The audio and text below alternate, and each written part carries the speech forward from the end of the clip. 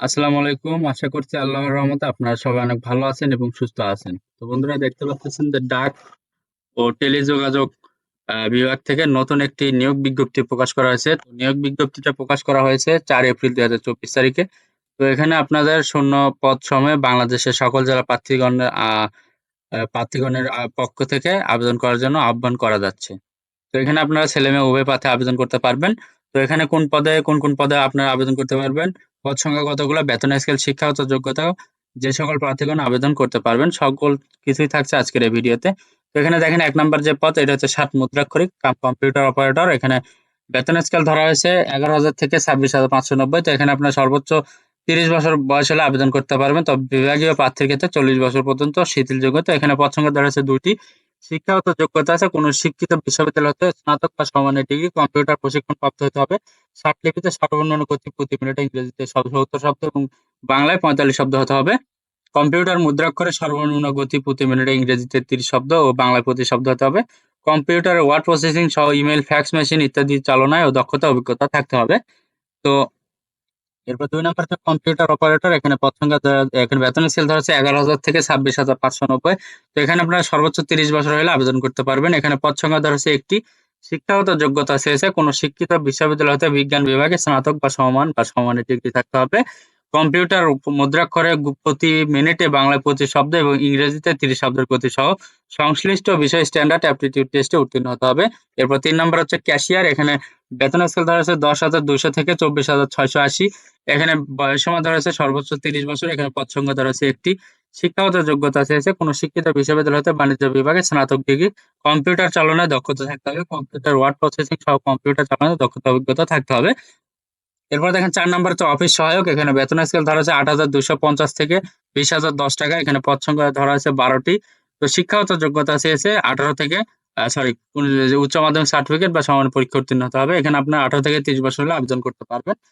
তো এখন আপনাকে দেখাবো যে এখানে আপনারা এই ১ থেকে ৩ নাম্বার ক্যাটেগরির জন্য কোন জেলা থেকে আবেদন করতে পারবেন। তো দেখেন ঢাকা, মানিকগঞ্জ, নরসিংদী, গাজীপুর, নারায়ণগঞ্জ, মুন্সিগঞ্জ, টাঙ্গাইল, শরীয়তপুর, গোপালগঞ্জ, ফরিদপুর, পাবনা, রাজশাহী, বগুড়া, চাঁপাইনবাবগঞ্জ, রংপুর, দিনাজপুর, ঠাকুরগাঁও, গাইবান্ধা, কুড়িগ্রাম, নীলফামারী, বরিশাল, পটুয়াখালী, ভোলা, বরগুনা, ঝালকাঠি, পিরোজপুর, সিলেট, মৌলভীবাজার, হবিগঞ্জ জেলার প্রার্থীগণ এই ১ থেকে ৩ নাম্বার ক্যাটেগরিতে আবেদন করতে পারবেন। তবে এতিম ও শারীরিক প্রতিবন্ধী কোটায় সকল জেলা প্রার্থীগণ আবেদন করতে পারবেন।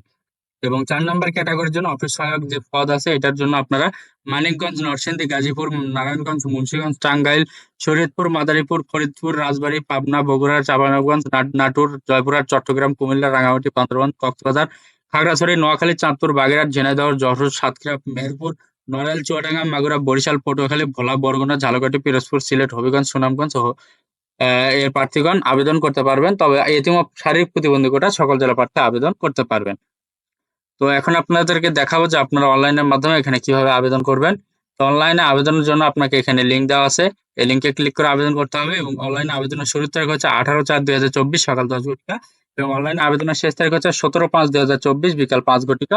তো আপনাকে এই সময়ের ভেতরে আবেদন করতে হবে এবং আবেদনের পাশাপাশি আপনাকে ৩০০x৩০০ পিক্সেল একটি রঙিন ছবি এবং ৩০০x৮০ পিক্সেল একটি স্বাক্ষর আপলোড করতে হবে এবং অনলাইনে আবেদন করার ৭২ ঘন্টার ভেতরে আপনাকে পরীক্ষার ফি বাবদ যে টাকা সেটা আপনাকে টেলিটক প্রিপেইড নাম্বারের মাধ্যমে পরিশোধ করতে হবে।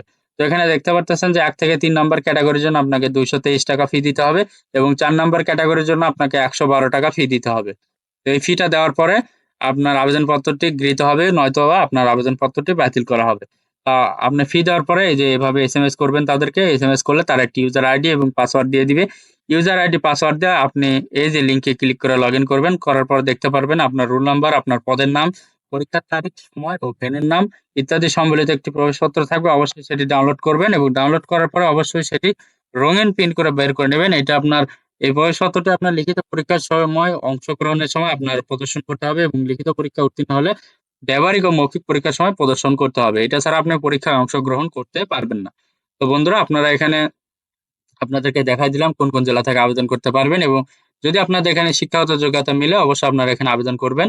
তো আপনারা এখানে ছেলে-মেয়ে উভয় প্রার্থী আবেদন করতে পারবেন। যদি এই ভিডিওটি ভালো লাগে অবশ্যই আমার এই ভিডিওটি লাইক এবং শেয়ার করে রাখবেন।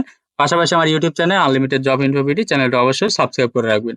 তো সবার জন্য অনেক শুভকামনা। সবাই ভালো থাকবেন, সুস্থ থাকবেন। আল্লাহ হাফেজ। দেখা হচ্ছে নতুন কোনো ভিডিওতে। Thanks for watching. Please like, share, subscribe.